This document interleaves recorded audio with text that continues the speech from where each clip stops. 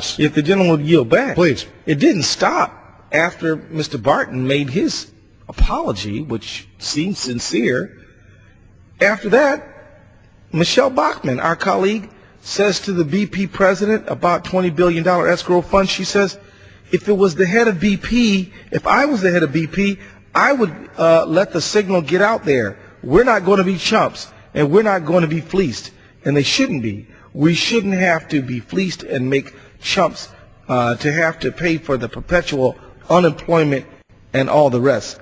So, I mean, if you just contemplate that statement for a moment. Here, you know, our friends on the other side of the aisle just got through talking about how it's BP's fault. That's what they say now.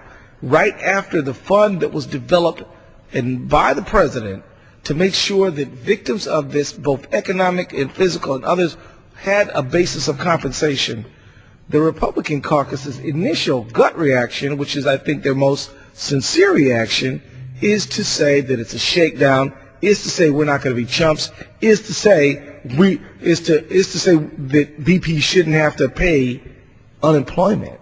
I mean, this is and it didn't stop there. Let me add one more before I hand it back to you. Our good friend Steve King, Congressman King from Iowa.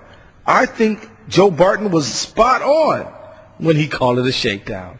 So then, no repentance, no remorse. Let me yield to the gentleman. The thing here, if you would yield for a moment, is where do you stand? With whom do you stand? What side are you on? We just heard an extraordinary rendition of falsehoods, in my view, from the Republican side here that somehow this blowout, this BP accident, was the fault of the federal government. Hello? Well, the regulations that they were so excoriating are absolutely necessary to prevent this kind of thing from happening. In fact, the regulations that were relaxed during the George W. Bush administration allowed this company to proceed with minimum safety requirements. And we heard this talk about the governor of Louisiana and a state that is heavily impacted and tragically impacted by this oil. What is their response plan?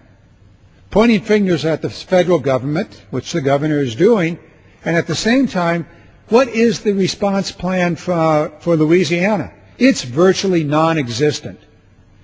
The state of California, where I come from, we have a heavy-duty response program that goes back 20 years. We make the oil industry pay for it.